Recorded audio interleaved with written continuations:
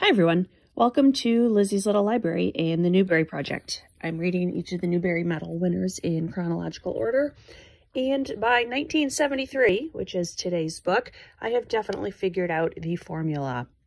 Newbery's favorite story is when the author writes a story of a child growing up. Whether that is emotionally growing up, chronologically growing up, it is definitely their favorite theme. They also prefer when it is a location that has not previously been explored. So today's book is the 1973 winner called Julie of the Wolves. This was written by Jean Craighead George, who also has a Newbery for My Side of the Mountain. Just looking at the cover and the title, it is very obvious this is going to be a story about an Inuit girl who grows up in the wilderness. I'm guessing it's going to be very similar to Island of the Blue Dolphins, but instead of being on a tropical island, it is going to be in a frozen region. Given the time period this was written, she's probably described as an Eskimo. And also, based on the bookmark, I seem to have read the first 24 pages of this book at some point and then quit. That does not bode well. The story begins with My Ex, a 13-year-old girl who is lost in Hungary. She is a child bride who grew up in Barrow, Alaska, which was the name they used in this book. I understand it has now been replaced with an indigenous name. The city is on the very northern coast of Alaska, up at the Arctic Ocean. She ran away from her husband. I fully support this plan. She is a child and should not be in a child marriage. She did have the foresight to pack survival essentials with the plan of getting to the harbor and then securing work as a cook or a laundress on a boat on her way to San Francisco to meet up with her pen pal. Her pen pal has always referred to her as Julie, hence the title. Unfortunately for My Ex, it's summer and the sun will not set for months, so she is hopelessly lost and cannot navigate by the stars. She attempts to learn to communicate with the wolves, learning to roughhouse with the cubs, and patting the leader under his chin, all in the hope of food. She has set up a sheltered living space. It's not perfect, but I do like that she's fighting and trying to survive. My Ex immersed herself with the wolves and began playing with the cubs and invoking pity from the leader, and she manages to get some meat to survive. One day, she remembers that the wolves leave every winter, and she'll soon be alone. She starts setting traps for the birds, but she doesn't catch any. Part 1 ends with her realization that the wolves left for the winter without her. Part 2 was very short and covered her failed marriage to a boy named Daniel.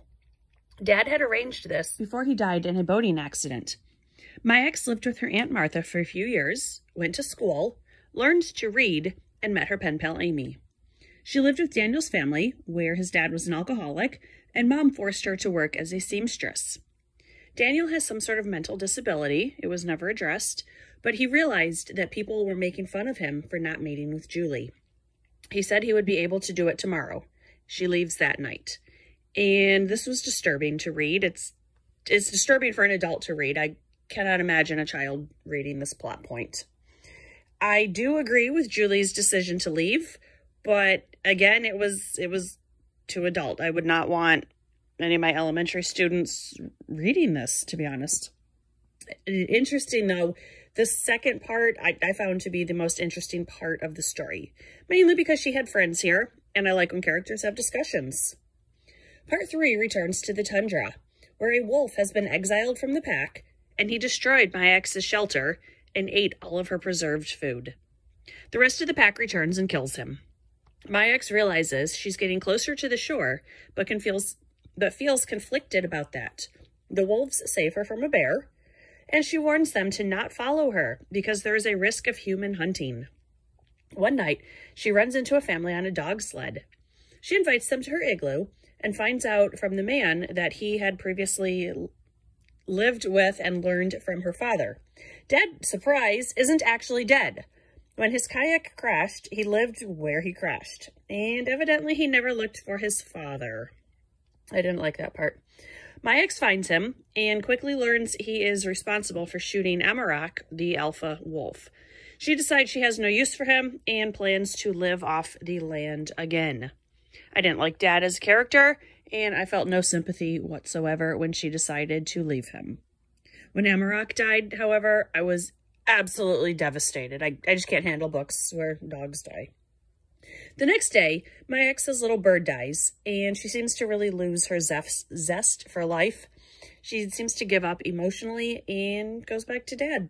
The end. This was a weird book. I didn't hate it, but I found it both super boring and extremely emotional at the same time. But I think a lot of the emotional effect was that I can't handle when dogs or cats die in stories. Again, it was super similar to Island of the Blue Dolphins. It recounted the survival day by day, but had almost no characterization of the protagonist. It seems obvious to me why the committee picked this book. It is their favorite story of a child growing up. This is a location that we haven't read yet. The copy of the book I have includes both sequels. I will probably read them eventually. They are on the back burner for now. Do I recommend Julia the Wolves? Not really. I mean, it wasn't bad, but it was so similar to Island of the Blue Dolphins, and they were published relatively quick chronologically that I think had they been more separated, people wouldn't be making these obvious comparisons between the two of them. I know I didn't love Island of the Blue Dolphins either, but at least that one didn't have the subplot of a child marriage and the prospect of a 13-year-old being raped by her husband. So that was super disturbing to me. And because of that one part, even though it was the catalyst for why my ex is on this entire journey, I just can't get past that. So I can't recommend this to young readers. I suppose if adults are interested in a story about a girl living up on the tundra, they might like it. I didn't find it appropriate for the target audience of children.